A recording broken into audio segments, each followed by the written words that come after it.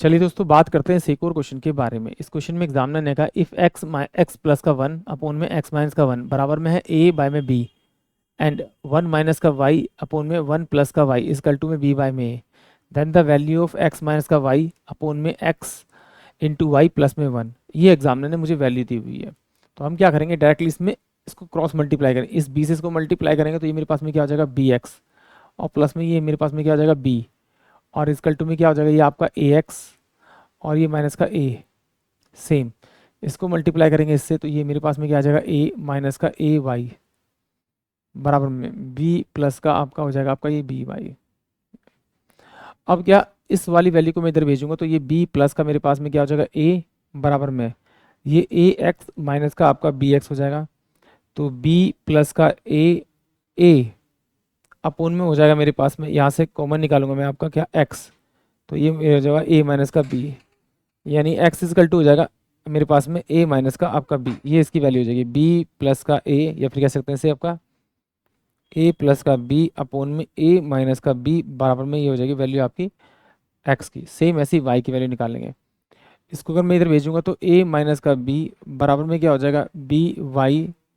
और प्लस का ए Y,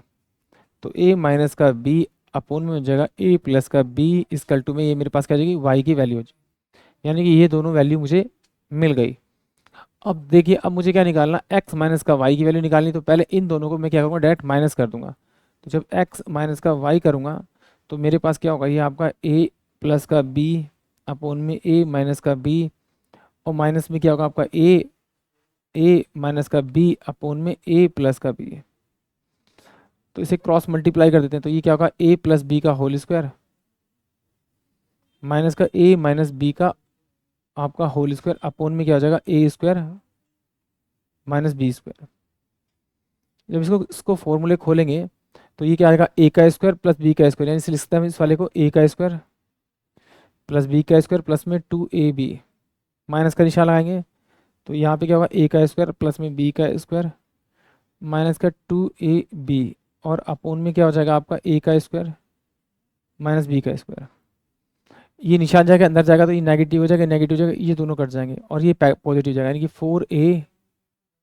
4ab upon में ए का स्क्वायर माइनस बी का स्क्वायर, ये इसकी वैल्यू आ जाएगी, इसकी एक्स माइनस में